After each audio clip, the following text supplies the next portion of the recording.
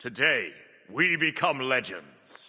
Yesterday, a test was started in Smite 2 to run the game without combat blink for a few days to gather data. Let's talk. So right off the bat, I do want to say that these suspect tests, as I've been calling them, seem like a great idea. It spices up the game for a brief time and gives us all a chance to see how the game would be if some of our suggestions were actually implemented, without a hard commitment from the team in either direction. They're just looking to gather data, and this test doesn't by any means say that they want to remove combat blink. It's just a test. I've seen a lot of people freaking out as if blink is gone for good. It's not. Of course, provide your feedback to the devs, that's what this test is for, but keep your panties on while you do it. In terms of combat blink itself though, I definitely don't think removing it outright is a good idea whatsoever. We currently have 5 relics in Smite 2 and the team has made it fairly clear that they don't really want to expand that offering much, if at all. They don't want to go back to Smite 1's system of over a dozen relics. Of the current 5 offerings, 2 are purely defensive with Shell and Aegis, 1 is mostly defensive with beads. It can be used aggressively to immune a CC and continue diving, but more often is used defensively. The remaining 2 in Blink and Sunder are the only relics that are commonly used aggressively. Blink can be and is used defensively quite a bit, which I think is the main reason why some people have been calling for its removal and why this test is even happening in the first place. It isn't exactly uncommon to see people using Blink as an escape tool. At least in my level of play, I would say it's probably about 50-50 in terms of people blinking aggressively versus defensively. However, I would argue that Blink when used this way is actually fairly balanced as it is. It's more of a get out of jail free card than Beads and Aegis are, but it has a cooldown of 240 seconds compared to Beads on 150 and Aegis on 140. That's a massive difference in the grand scheme of things. Let's say a game lasts 30 minutes. You get 7.5 blinks, 12 beads, and 13 Aegis in that time. Obviously, you're not casting your relic as soon as it comes up most of the time, but this is just for demonstration. So in your average 30-minute game, you can save yourself with blink 7 times, probably more like 5 times realistically, but you can do the same with beads or Aegis 12 or 13 times, probably more like 8 or 9 times respectively. Of course, as I mentioned before, blinking out is going to save you in more cases than beads and Aegis would, but that's why I think combat blink with its current cooldown is actually a fairly balanced escape tool. 4 minutes is a long time in Smite, and if you gank a lane and force the enemy's blink, you have a massive window to gank them again for free. Also, you could potentially CC chain them down and stop them from blinking because they don't have beads. There is counterplay, which is why I don't think blink as a defensive tool is that much of a problem. At the absolute most, I would say increase its cooldown to 5 minutes, but I don't think it even needs that necessarily. And generally, players agree based on data. The 2 most bought relics in the game are of course beads and blink, but they are actually in that order. Beads sees significantly more purchases than blink does, with beads at around 43% of players and blink at around 32%. Yes, only slightly under a third of players are actually buying blink in Masters plus ranked matches. It's far from the ubiquitous everyone buys blink every game and everything else is useless that some people paint the situation as. Granted, this data is from Master plus ranked matches and might not fully represent the entire player base, but you would think that if blink was by far the best relic in the game in all cases, it would reflect in the data of the best players who know this game like the back of their hand. In case you're curious about the other relics, Shell is number 3 at 9.8%, Sunder is number 4 at 8.1%, and Aegis is number 5 at 6.8%, which you could argue is an issue in itself, with both blink and beads having higher representation on their own than all 3 other relics combined. But the solution there probably isn't to nerf blink and beads, but to buff these other 3 relics. Back to blink though, I've established why I think combat blink as a defensive tool isn't that much of an issue and at most could use a cooldown increase, not outright removal in my opinion. But a cooldown increase would have the side effect of people using the relic even less as an aggressive engage tool for fear of not having it up when they need it defensively. What I think would be better is to either reward players for using blink aggressively or make 2 different blinks. Personally, I think having 2 different blinks might be a bit cumbersome. What I would prefer as a change in this regard is simply to make it so combat blink remains on a 4-minute cooldown or even goes up to 5 minutes if people really want that. But if you blink without being in combat, the cooldown is only 2 or 3 minutes. These numbers can shift around for appropriate balancing, but I think this idea is the best of both worlds. It keeps defensive blink in the game, but disincentivizes players from using it that way. You can still blink out, but you're going to suffer a much longer cooldown if you do that. Whereas the players who are blinking in are rewarded for using it more aggressively with a shorter cooldown. This system, however, isn't perfect, and it might lead to some weird intricacies that could be frustrating. For example, if you're about to blink in and get pinged by an archer minion right before it goes off, you'd suffer the long cooldown cooldown, even though you clearly intended to use it aggressively and should get the lower cooldown. On the reverse, you could blink away to disengage, but do it right before you get hit and get the lower cooldown despite using blink defensively. You could make an argument that these intricacies increase the skill cap and will be a good thing. If you have fast reactions or predict an incoming hit and blink out before it lands, you can get rewarded with a lower cooldown. If you try to blink in but don't anticipate being hit beforehand, you get punished with a longer cooldown. But I could definitely see these types of situations being frustrating to players, so maybe this solution isn't perfect. Having two different blinks, one in combat and one out of combat, would solve this, but would also be quite cumbersome and could lead to a situation where there is always a best blink and the other one never sees play. Although a small counterpoint to that is that we actually had this exact situation way back in the old active item system of Smite 1 with branching upgrades. Blink was a non-combat tier 1 and tier 2, but when you upgraded it to tier 3, you got the choice of combat blink on a 3-minute cooldown or non-combat blink on a 70-second cooldown. Yes, blink used to be on a 70-second cooldown in Smite 1, and I believe at its lowest it was actually 50 seconds. Crazy stuff. So that could work well, just have two blinks. As far as I remember, there was actually a decent bit of diversity in which people picked up, though I definitely did lean more towards the non-combat blink due to the massive cooldown difference between the two. However, in Smite 2, you can combat blink during ability animations and channeled abilities, which might level the playing field a little bit alongside a small increase to non-combat blink's cooldown, because 70 seconds does seem a bit ridiculous. Maybe make this 2 minutes instead and call it a day. That's another point in itself though. Being able to blink in ability animations and channeled abilities is so much fun in Smite 2, and removing combat blink essentially removes that aspect, which I think takes away a lot from the game. If they made blink non-combat again without an alternative, the majority of these interactions would cease to be possible. You could still start an animation like Humbats 2 or Charcoal and then blink in, but you couldn't do something like blink during your Hades ult to follow someone, and most of the time you couldn't do something like charging a Ymir ult and blinking to secure the hit, because you've almost certainly taken damage while charging the majority of the time. And this mechanic isn't defensive in nature. Blinking during ability animations is 99% of the time used offensively, and I think it's an overall benefit for the game for the cool plays and fun interactions you can do with it. Losing combat blink means losing most of these interactions. However, it is a pretty powerful thing to be able to do, which is why I'd be okay with it also having a longer cooldown, just like blinking as a disengage. Which honestly might just mean two blinks is the solution now that I think about it. One can be used in combat and mid-ability animation with a 4 to 5 minute cooldown. The other can't be used in combat or mid-ability animation, but with a 2 to 3 minute cooldown. It could be a fun test to try after this current test concludes, just to see what purchase rates would look like, because as I said back in the day, regular blink was generally preferred to combat blink, but you didn't have interactions like blinking mid-animation in Smite 1, and the cooldown of non-combat blink at 70 seconds was frankly ridiculous and probably wouldn't be that low in Smite 2. It would be interesting to see what players preferred in this case, and you could even run the test for a whole week or something, since it's adding something to the game, not taking away. I think in general, taking something away is going to piss off players way more than adding another option, so you could run this test longer and people would probably be okay with it, and you could see how they adjust. It's an interesting discussion, and honestly, I don't know exactly where I fall on the solution to it, as you probably felt from watching this video. The only thing I am sure of is that I don't want combat blink to go away entirely. It's just a matter of, do we add a non-combat blink to compete with it? Do we just increase the cooldown of combat blink? Do we do a hybrid system that has a variable cooldown based on how you use it? Let me know down below how you feel on this topic, and if any of these solutions I presented in this video seem like they would be good to you. I'll be reading all the comments on this one, as it's a very interesting discussion for sure. Catch you guys in another one later on. Have a great day, and peace out, you nerds.